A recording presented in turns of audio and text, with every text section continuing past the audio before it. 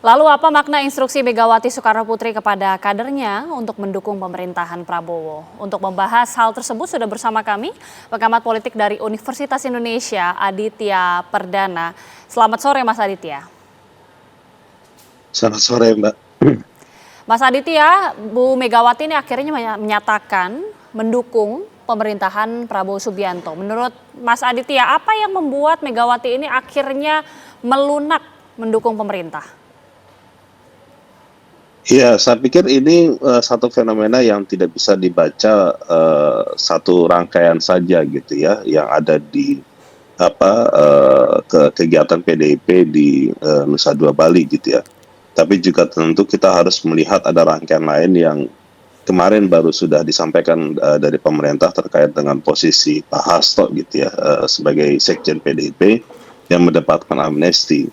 Jadi kita bisa melihat rangkaian itu sebagai sebuah jawaban dari apa yang ingin dilakukan oleh PDIP dalam pemerintahan Pak Prabowo ke depan gitu ya. Jadi saya membacanya dalam konteks itu, karena di dalam politik tentu nggak bisa ada satu peristiwa yang tunggal, tapi bisa kita lihat dan kita bisa baca dalam rangkaian peristiwa-peristiwa yang terkait dengan konteks itu. Oke. Itu satu hal. Hal yang kedua adalah saya pikir tentu orang sebagian besar masyarakat juga menanti bagaimana posisi politik PDIP dalam beberapa tahun ke depan.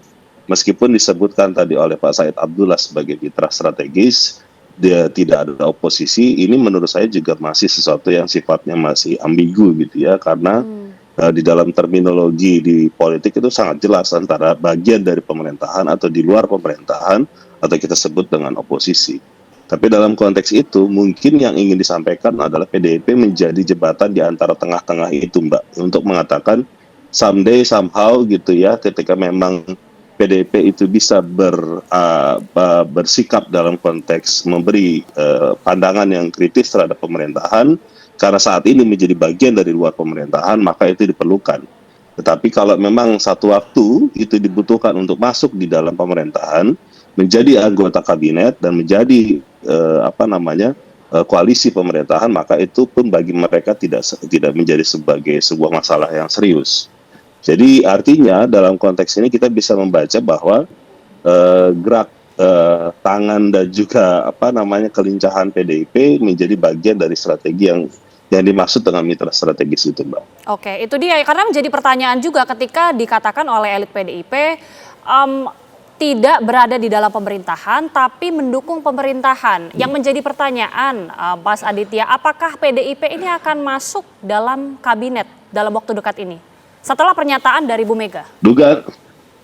Dugaan saya itu ada semacam mungkin ya, saya tidak tahu persis obrolannya seperti apa gitu ya, karena kan momentumnya itu kan kita bisa baca ketika misalkan Pak Dasko bertemu dengan Bu Mega bersama Pak Prasetyo Hadi dan sebagainya, yang merepresentasikan kepentingan Gerindra dan juga pemerintahan gitu ya, bertemu dengan pemerintah. Dan dugaan saya di situ ada perbincangan untuk terkait bagaimana PDIP ke depan. Dugaan saya bukan dalam waktu dekat, mungkin saja dalam waktu 1 tahun atau mungkin 2 tahun ke depan, tergantung mungkin satu isu atau 2 isu yang sedang diperbincangkan dan itu belum mencapai satu titik temu, yang meskipun titik temu yang ini sudah ada kelihatan gitu ya. Pak Hasto mendapatkan konteks itu yang dimaksud, tapi mungkin juga masih ada hal-hal lain yang masih berusaha untuk dicarikan titik temunya, dan itu menurut saya sebagai sebuah hal yang mungkin bisa dibaca dalam waktu dekat atau mungkin juga tahun depan atau mungkin nanti 2 tahun lagi. Itu memang bagi sebagian orang itu dianggap tidak jelas gitu ya. Tapi di dalam politik itu membuat ketidakjelasan itu menjadi sangat menarik gitu. Karena orang banyak yang menarik untuk diperbincangkan. Iya, sekali lagi ini masih ambigu, tapi kalau menurut terawangan dari Mas Adit, apa sebenarnya titik temu yang tengah masih diperbincangkan? Apakah dengan artinya dukungan dari pernyataan dari Bu Megawati bahwa akan mendukung pemerintahan Presiden Prabowo Subianto, bentuknya ini akan seperti apa menurut analisa Mas Adit? Sebenarnya banyak orang dan banyak pihak juga sudah menganalisa ya, faktor kunci di dalam pemerintahan Pak Prabowo itu tentu adalah Pak Prabowo sendiri. Tetapi kita tidak bisa melihat Pak Prabowo semata saja gitu ya, bahwa di sana ada tokoh-tokoh politik kunci lain yang juga berperan. Di situ ada Pak Jokowi, di situ juga ada Pak Zulkifli Hasan, ada Caimin dan sebagainya gitu ya. Nah, dalam konteks itu Bu Mega sebagai dan PDIP masuk belakangan itu tentu ada fatsun yang sedang mereka bangun agar tidak bisa terburu-buru untuk masuk ke sana. Tetapi pada sisi yang lain kita juga harus bisa baca bahwa di sini ada 3 aktor penting, Pak Prabowo, Bu Mega dan Pak Jokowi, di mana relasi mereka kan juga tidak semulus yang dibayangkan gitu ya. Pak Prabowo mungkin akan bisa bilang bahwa akan baik dengan Bu Mega dan Pak Jokowi, tetapi kan Bu Mega dan Pak Jokowi tidak demikian. Sehingga kemudian bisa jadi interaksi ketiganya ini yang sedang dicari titik temunya yang seperti yang saya maksud gitu, Mbak. Mungkin dalam konteks ini kita bisa membaca bahwa Pak Prabowo sendiri itu memang kan punya perspektif untuk tidak berusaha mencari atau lawan politik gitu ya, tapi semuanya diajak berkawan. Atau dalam perspektif lain saya sebutkan ini adalah menjadi bagian dari harmoni di dalam kekuasaan presiden selama ia menjabat gitu ya, Pak Prabowo ini. Jadi menurut saya itu yang sedang dilakukan. Tapi apakah itu mudah, itu sulit, ya itu yang sedang terjadi gitu ya. Jadi kalau sampai hari ini, apakah PDIP masuk di dalam kabinet, hari ini saya nggak begitu yakin. Karena tentu orang akan melihat di situ masih ada peran faktor Pak Jokowi menjadi sangat penting. Tetapi pada sisi yang lain, apa kita tahu Bu Mega sama Pak Jokowi kan punya hubungan yang tidak baik-baik saja. Dengan pernyataan langsung dari Ketum PDIP Bu Megawati yang mengatakan siap untuk mendukung pemerintahan, bagaimana Mas Adit melihat peta politik ke depan nantinya? Apalagi jika tadi mengatakan sebenarnya hubungan antara Bu Mega dan juga Pak Jokowi tidak baik-baik saja. Dengan adanya pernyataan ini, bagaimana peta politik ke depan menurut analisa Anda? Ya, saya pikir ini tantangan yang dihadapi oleh Pak Prabowo. Tapi sebagai seorang presiden tentu tidak mudah mengakomodir semua kepentingan politik yang sama dengan pandangan beliau gitu ya. Dan saya pikir itu kebesaran hati seorang presiden tentu bagaimana bisa menampung semua itu semua. Tapi yang menurut saya adalah yang kita perlu lihat adalah dengan sikap politik PDIP ini ada kemungkinan yang bisa kita perhatikan. Suatu hari nanti ke depan PDIP akan gabung di dalam pemerintahan, atau satu hari yang lain kita akan nggak tahu juga siapa yang akan menjadi keluar atau mungkin semuanya yang masuk di dalam pemerintahan. Tetapi yang saya mau highlight, Mbak, adalah meskipun semua kekuatan politik yang dominan itu masuk di dalam pemerintahan, maka orang bertanya terkait dengan soal check and balances.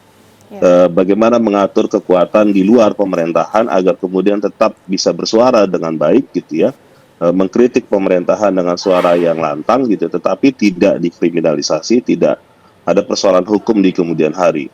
Komitmen ini menurut saya juga penting gitu ya, karena kita ingat sekali Pak Prabowo berapa kali bicara soal komitmen menjaga demokrasi gitu ya, sehingga kemudian kalau ini bisa diterapkan saya pikir sebagai sebuah cara yang baik gitu ya.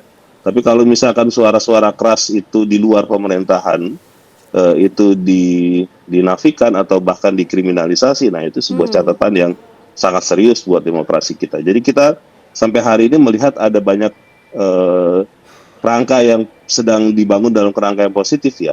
Tapi saya sebenarnya juga merasa bahwa ini yang perlu harus terus kita suarakan agar kemudian suara yang berbeda, suara yang kritis, suara yang berlawanan tetap pemerintah itu tetap bisa diakomodir gitu ya. Ya, harapan kita bersama tentunya Mas, tapi banyak yang mengatakan merapatnya PDIP ke pemerintah ini dikarenakan kekuatan partai ini sudah melemah. Apakah mungkin Mas Adit melihat hal itu? Atau ini sebenarnya sinyal kuat bahwa PDIP sudah menyerah sebagai oposisi? Atau jangan-jangan sebaliknya, ini strategi PDIP ke depan untuk masuk perlahan-lahan kembali ke pemerintah, ke pusat kekuasaan? Salah satu alasan klasik di dalam pelembagaan partai politik kita itu adalah terkait dengan sumber daya, Mbak. Jadi ini sangat klasik gitu ya, dan sangat serius gitu ya, karena pelembagaan partai politik kita itu punya ketergantungan yang cukup tinggi terhadap sumber daya yang berasal dari negara. Sehingga ketika